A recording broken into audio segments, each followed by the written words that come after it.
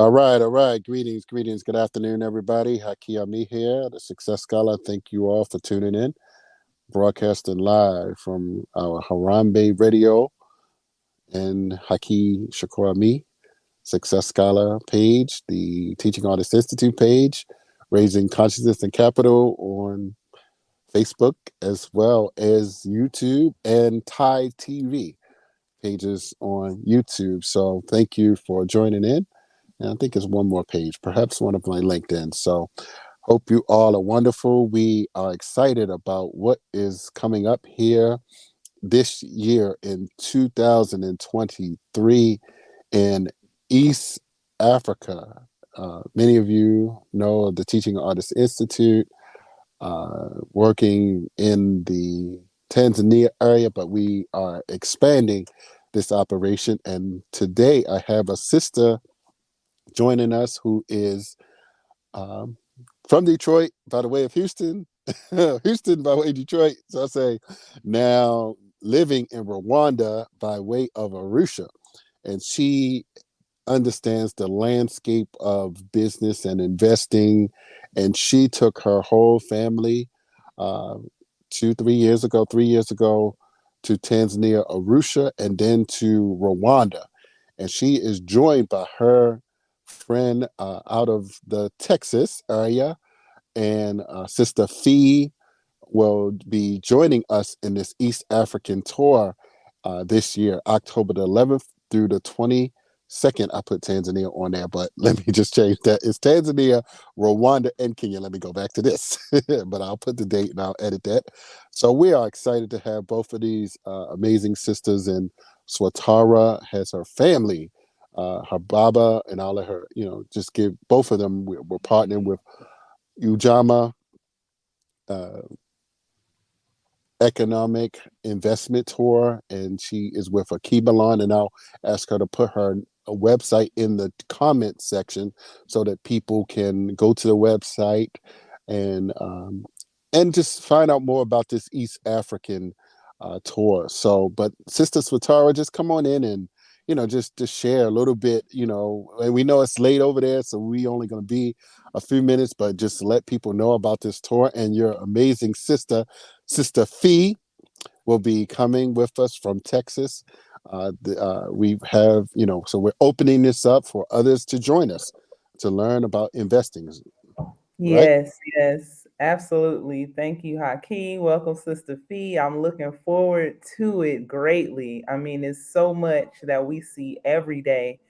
And every time we see something new or see a new opportunity or a new path opening, I think, I can't wait for somebody from the States that we used to kick it with, we used to hang out with, or a family Mm, member. I can't wait for them to come here so that we can show them on the ground everything that's possible and everything that's happening and how it doesn't take a whole lot. Like people would be surprised how much or how little you can start with or how little you need to make a huge impact on the society here and for yourself. I mean, it's not just about coming here and starting a business or doing a philanthropic project or a social project so that you can make an impact here. It's also going to make an impact on you. It's going to make an impact on the people that know you, your family.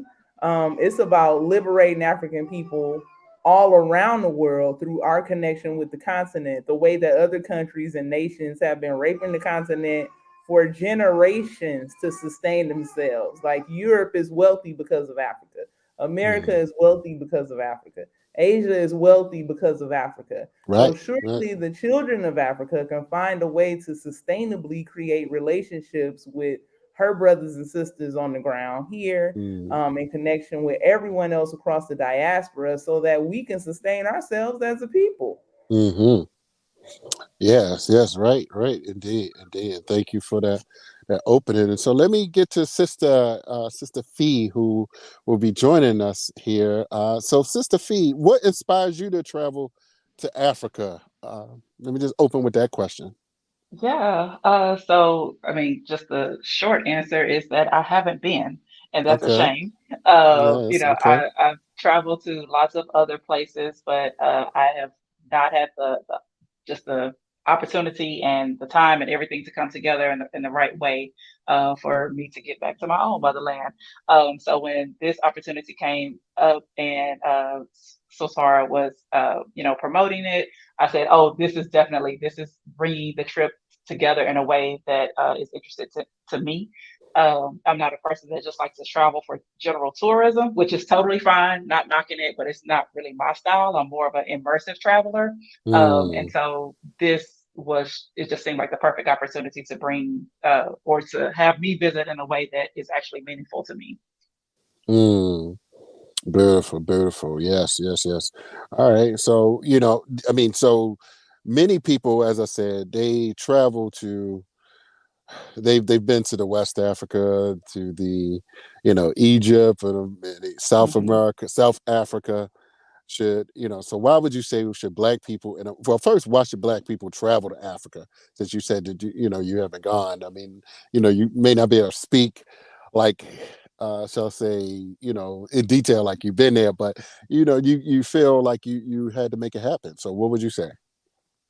So in I think it's important to travel, period, but especially Africa, just because Black people, we need to represent what our culture actually is. There's an image about Black Americans, I think, that is exported Mm, internationally. right. Perhaps that image is also, that exported image, not the true image, that exported image is also transmitted to Africans as well. But Mm, I just get really irritated when I meet people from Africa that are visiting here or moving here for the first time that have this preconceived notion about what Black Americans are, what they do, mm, and it's always kind of going through this like re-education of like, no, get to know me beyond whatever media mm, images have been exported or mm-hmm, whatever music has been exported. We have a history, we have a culture, and yes, it may have been disconnected and broken in some places, and there's, a traumatic history part of it, but we are also resilient and building something. We made do with what we had, right? And it's right. not that it pains me to see African people that move here and feel like they need to disconnect or disassociate themselves from Black Americans or Black Mm, descendants that are here. And so I'm like, we all need to be traveling and seeing each other's homes, and mm, welcoming each other all the way around the world. So yes, Black people travel widely, and travel to Africa especially to just represent who we truly are. right, right. Now this is really truly going to be a very unique experience for the Teaching Artists Institute.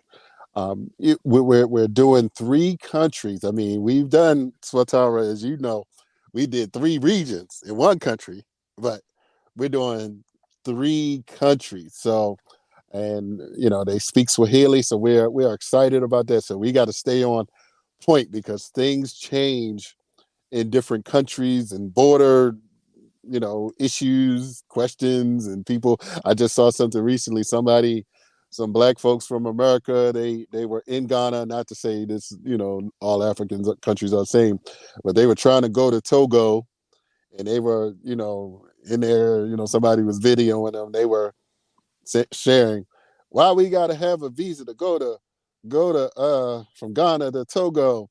We Africans, So I'm like, well, say I'm just like I'm not going to sit up there and fight them at the border. So like I'm like I ain't gonna beef with them.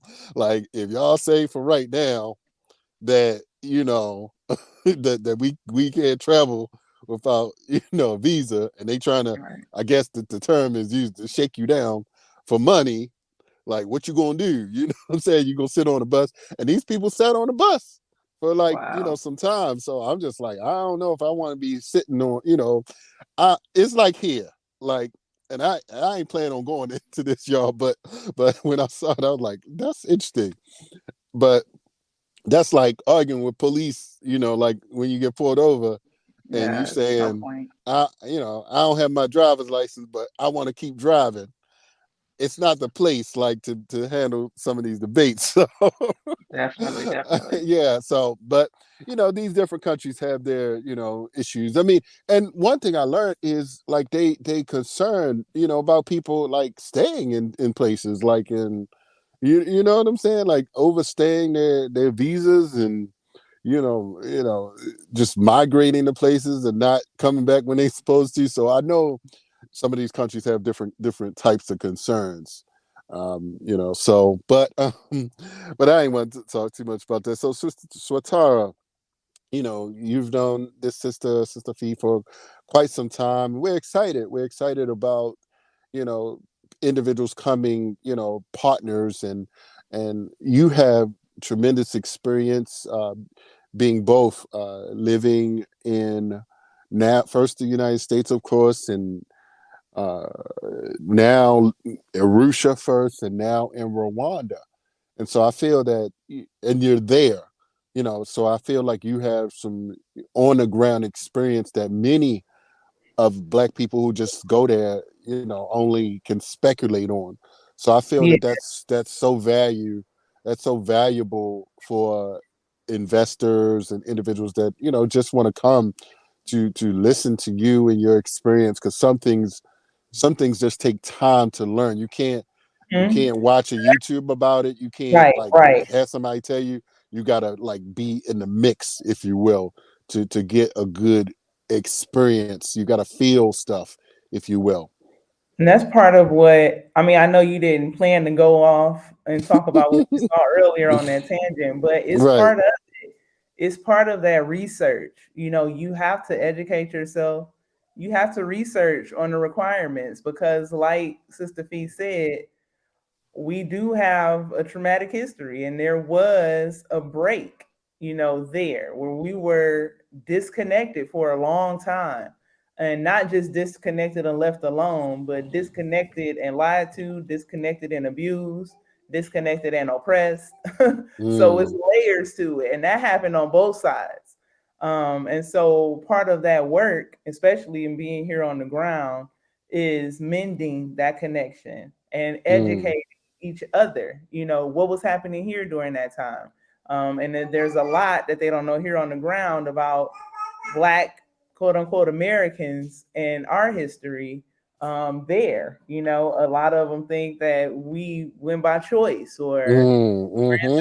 wanted to go and we're Right. just entitled, or it's a lot of misconceptions and definitely a lot of stereotypes that we already know um were given to us, force fed to us on both sides, even about ourselves in the States.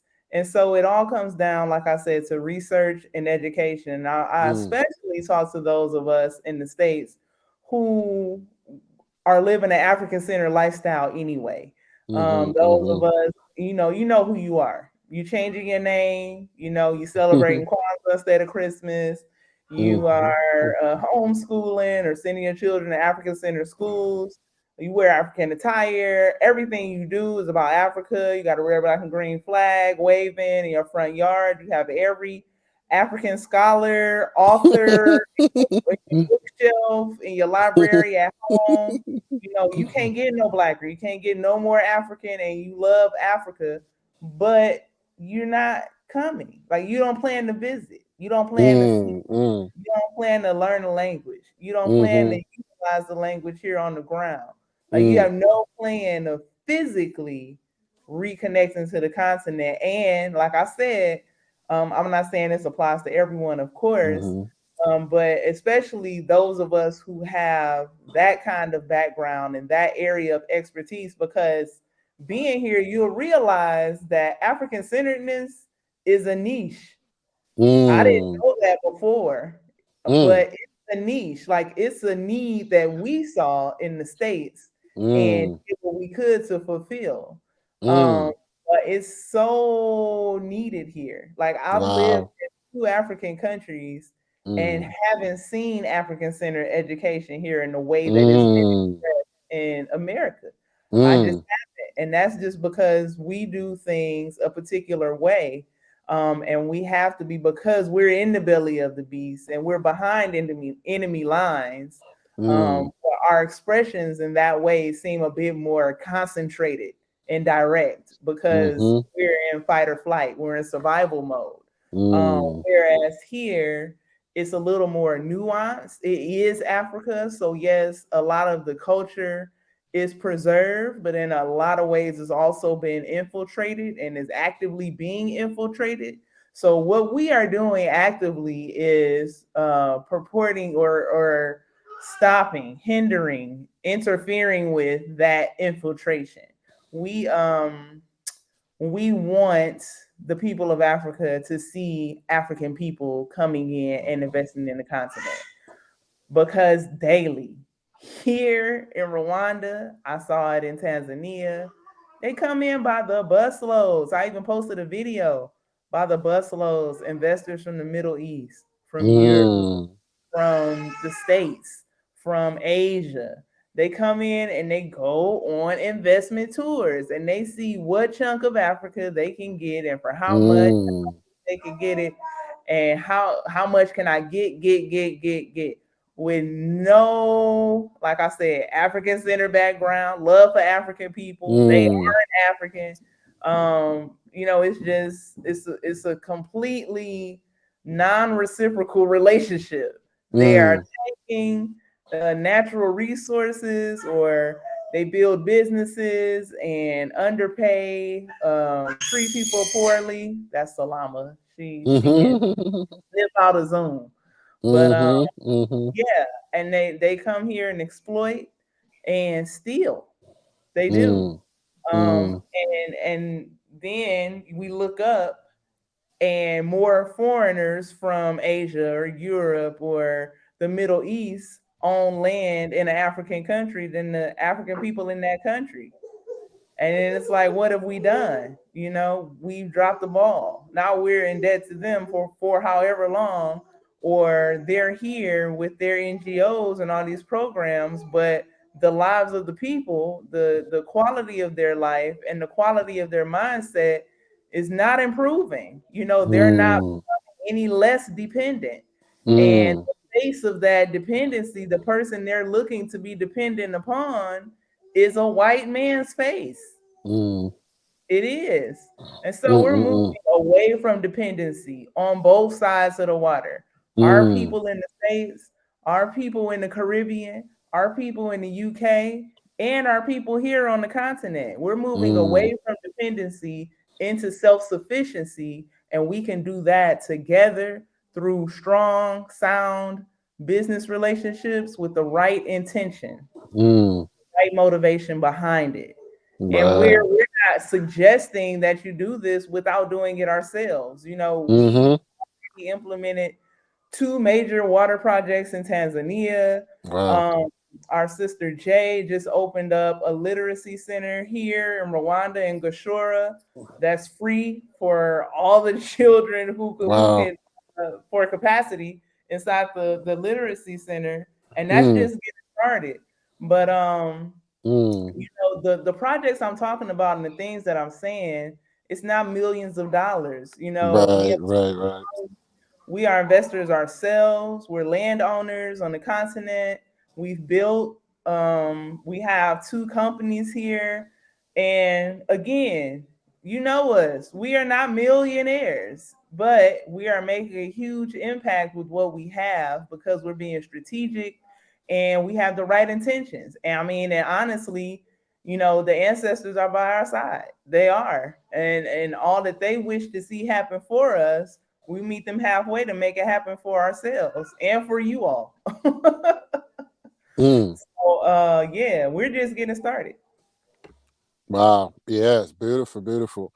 And so, as you all see, I posted the website to learn more about this opportunity, amazing opportunity. Invest in elkebulan.com, www.investinelkebulan.com, to learn more about this tour, East African tour, Ujama tour, Kenya, Tanzania, and Rwanda. October the 11th through the 22nd. And so, but let me just go back to the sister. And then we can begin to, sort of wrap up here, and we can go real deep and talk all about the dynamics, the population and geographics of, and just how Rwanda is doing, and the whole was East African Coalition Council, the different countries that's involved. So that's we can definitely deal with that. But for Sister Fee, first time to Africa, she's going to be visiting it. That's amazing, and I think a lot of people now that they, people are just like, people are really, starting to look at this. So, in terms of going to these countries, I mean, these countries are some pioneers in the whole East African region.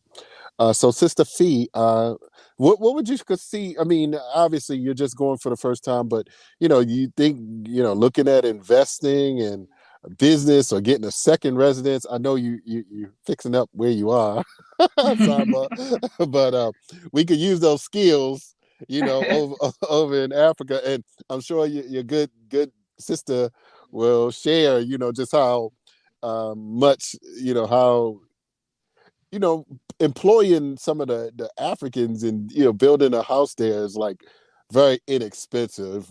So Mhm. Sister Swatara, she's doing some repairs and remodeling, but today, so we were just talking about that before. But so what you think? I mean, anyone as well that outside Swatara, or anybody else that did anything in East Africa, or other parts No, of Africa? Okay, okay, no, I don't know anyone else. I've right. always looked at SWAT as a trailblazer. Right, She's younger right. than me, but I've always looked up to her like a big sister. She's always Oh, beautiful. just been such a role model. So no, she and her husband are the only people that I know. Okay, And okay, then as far as myself in terms of investing or starting a business, I would say all options are on the table. It's always been okay. an interest of mine to live abroad, and if but I'm also very much attracted to places where I can have peace of mind, and we know that that's not Yes, yes. necessarily always the U.S. or really never the U.S. Um, Mm, and so mm. yeah, Africa or somewhere in Africa is definitely on the table. But I do run a real estate company here in the U.S. Oh, And if there's a beautiful. need for that, if I find the right opportunities, I'm open to expanding that to an African country as well. But just my own ethics and my own Mm-hmm. kind of business ethos is that I'm about respecting the indigenous knowledge in a place and Right. the cultures in place and the structures in place at that time. And I Mm, can't call out colonizers here and then go to another country and do the same thing, even if it is a mm, country that I'm culturally aligned with. And so it is just about, I think primarily it will be me finding a business that could use an existing business that could use my support to scale. I mm, never want to come in and take away opportunities from other people, and I do respect what people on the ground can do with mm. the right supports that are available. So everything is on Right, the table. right. Beautiful, beautiful. Yes. Okay, okay. All right, all right. So, well, we appreciate both of you taking time. Where's Salama? Salama, you're being summoned. We've been summoned. Let us look at her. Is she? You now? Did you say? I told Fee something. Is she walking now? Oh, Salama is on the brink of sprinting. I Oh thought. man, Yeah, that was fast. I thought I remember you Salama, saying. enjoy All our right. fun. So this is Lama. So just so everybody know, so Tara has, she and her husband. They have 6 children, and they brought them all to Africa. They brought them Well, all. Salama was Hi, born Salama. here. We miss you. All right. So okay, is she Yeah, we frozen? traveled with five, Oh, and there it Salama is. was born in Oh, look at Tanzania. her hair. Look at her hair. Wow. Oh, wow. Okay. She is Beautiful. like, I got Beautiful. running to do, lady. Yes, Okay. yes, yes. I know it's She 10 on the o'clock. board. It's almost 10 o'clock. So yeah, so thank you all for this opportunity. Both appreciate both of your time. We are looking forward to this amazing East African tour. And if people wanted more information, anything else you want to give out, Swatara, or just go to the website? Yes, I mean, just to reiterate the previous points, Right, right, you right. know, it might be with us, it might not be with us, it Mm-hmm. might be this year, it could be next year, but find your way home. Find your way to the motherland at least one time, and really get on the ground and mix and mingle, integrate with the people. Look them in the eye, shake their hand, learn some greetings, and see what you can outside of tourist mode. There are a lot of tour companies taking people on fun tours, and it's all about the safaris, hanging out at the resorts and chilling and doing your thing. But this tour is definitely a tour with a purpose, because that's just the kind of people we are. Whatever we do, we're going to find a way to make that project or that activity or that thing improve our people, be some kind of improvement to our condition in some way. And so this tour is just another manifestation of that. So yeah, if you're thinking about it, go to the website or send us an email. I'll also put my WhatsApp in the comments. And yeah, you can reach out and let us know that you want to be a part. Some people who are planning to come to the tour actually couldn't even wait. We have people on the ground right now here in Rwanda. We've already helped them register their company. They're on their way to getting an investment certificate. They're about to get land, and it's a real thing. So if you're serious, so are we. I say, I say. All right. Okay. Well, yeah, Asante. So put your WhatsApp in there, and I'll just post it one more Okay. time, and I'll put your website, Invest in a Kibelon. So for those who may see this later, we can get that. Let me make sure I get it right.